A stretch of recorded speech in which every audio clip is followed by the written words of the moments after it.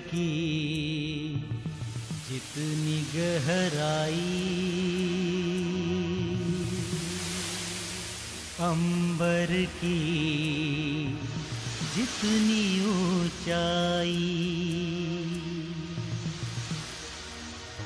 सूरज में जितनी रोशनी, चंदा में जितनी चांदनी, प्रभु प्यार तुम्हारा ऐसा है। ओम शांति, ओम शांति। आज की तारीख है 22/1/12 और रविवार है। आज हम प्यारे प्यारे मीठे मीठे अव्यक्त बाप दादा की रिवाइज कोर्स की मुरली सुनेंगे और उस मुरली की तारीख है 2/5/74 और इस ज्ञान मुरली का हेडिंग है अब बाप समान सर्वगुण संपन्न बनो। अपने आप को मास्टर ज्ञान सागर समझते हो? हाँ, क्यों नहीं समझेंगे? क्योंकि हमें अपने मीठे मीठे ज्ञान सागर बाप के द्वारा सारे तीनों लोकों का और तीनों लोकों के आदि मध्य और अंत का हमें पूरा पूरा ज्ञान मिल गया है और फिर कर्मों की भी गहन गति का ज्ञान भी मिल चुका है और कल हम क्या थे, आज क्या हैं, कल हम क्या बनेंगे, यह भी हमें ज्ञान प्राप्त हो चुका है। तो इसीलिए हम स्वयं को मास्टर ज्ञान सागर समझते हैं। ये है हम बच्चों का बाबा को जवाब। जैसे ज्ञान सागर सर्व शक्तियों से संपन्न है, ऐसे अपने को भी सर्व प्राप्तियों से क्या संपन्न अनुभव करते हो? अब इसमें हर एक का अपना अपना जवाब रहेगा।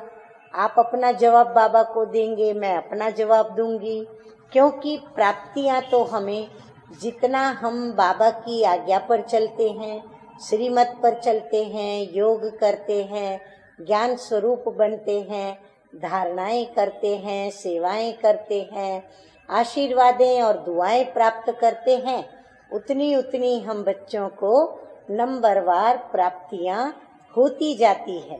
लेकिन यदि हमारा अपने आए हुए परमपिता परमात्मा में पूर्ण निश्चय है कि मुझे भगवान स्वयं मिल गया, बाप मिल गया, तो उसको क्या कौन सी प्राप्तियां होती है?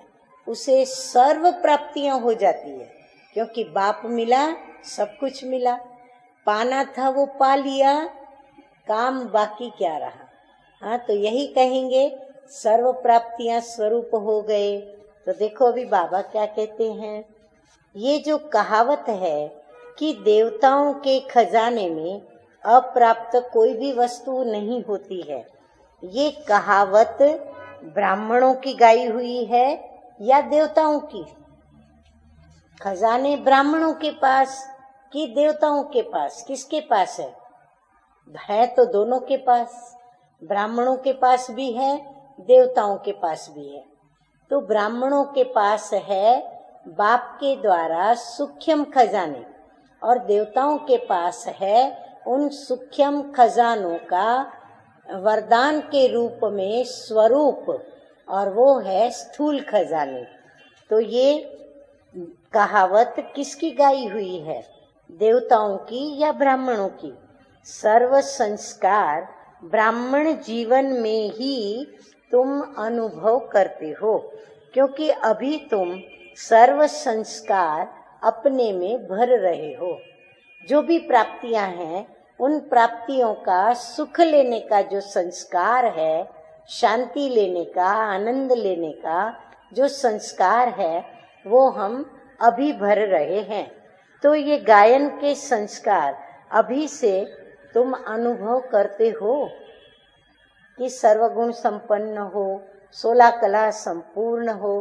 तो बाबा कहते हैं ये जो गायन है उसका अनुभव अभी कर रहे हो, तो सभी कहेंगे हम नंबरवार हैं, परसेंटेज में हैं, क्योंकि इस समय ऊंचते ऊंच बाप दादा के तुम बच्चे हो।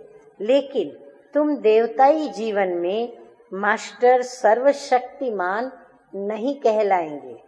वहाँ हम अपने को मास्टर सर्वशक्तिमान नहीं कहेंगे, क्योंकि वहाँ हमको शक्तियों की आवश्यकता नहीं है। शक्तियों की आवश्यकता संगम युग पर है।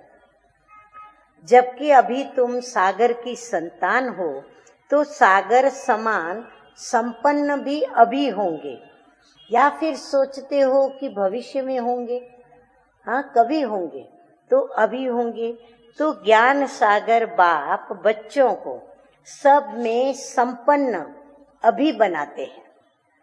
तभी लास्ट स्टेज का गायन किया जाता है। सर्वगुण संपन्न, 16 कला संपूर्ण, संपूर्ण निर्विकारी और संपूर्ण अहिंसक। तो ये महिमा में भी सबके साथ संपन्न व संपूर्ण शब्द है। तो ये संपन्नता का वर्षा बाप के द्वारा इस ब्राह्मण जीवन में ही बच्चों को मिलता है। अच्छा, ये दूसरी रिवाइज कोर्स की अव्यक्त मुरली है। उसकी तारीख है 16/5/74। उसका हेडिंग है महारथीपन के लक्षण क्या होते हैं। तो इस समय सबके अंदर सुनने की इच्छा है व समान बनने की इच्छा है। दोनों ही इच्छा है, सुनने की भी है और जो सुनेंगे वो धारण करके बाप समान बनने की भी इच्छा है। तो सुनने के बाद हर बात समाने से समान बन जाते हैं और समाने से सामना करने की शक्ति भी स्वयं ही सहज आ जाती है। सामना करने की शक्ति से सर्व कामनाओं से स्वतः ही मुक्ति प्राप्त हो जाती है। क्या ऐसे अपने को मुक्त आत्मा अनुभव करते हो? किसी भी प्रकार का बंधन अपनी तरफ आकर्षित तो नहीं करता। बंधन मुक्त ही योग युक्त हो सकता है। हाँ, बाबा चेक करने की बात भी बताते जा रहे हैं, प्रश्न भी करते जा रहे हैं और साथ साथ हमको उनका निवारण बताकर परिवर्तन करने का इशारा भी देते जा रहे हैं। यदि कोई भी स्वभाव, संस्कार, व्यक्ति अथवा वैभव का बंधन अपनी तरफ आकर्षित करता है, तो बाप की याद की आकर्षण सदैव नहीं रह सकती। किसी के भी वश होते समय उस आत्मा के प्रति यही शब्द कहा जाता है कि ये वशीभूत है। वशीभूत होना यह भी 5 भूतों के साथ साथ रॉयल रूप का भूत है। जैसे भूतों की प्रवेशता से अपना स्वरूप, अपना स्वभाव, अपना कर्तव्य और अपनी शक्ति भूल जाती है, वैसे ही किसी बात के वशीभूत होने से यही रूपरेखा बनती है। तो वशीकरण मंत्र देने वाले कभी भी वशीभूत नहीं हो सकते। बाबा ने हमें वशीकरण मंत्र दिया और हम बच्चे भी अब क्या करते हैं, औरों को देते हैं। तो बाबा कहते हैं वशीकरण मंत्र देने वाले वशीभूत कैसे हो सकते हैं।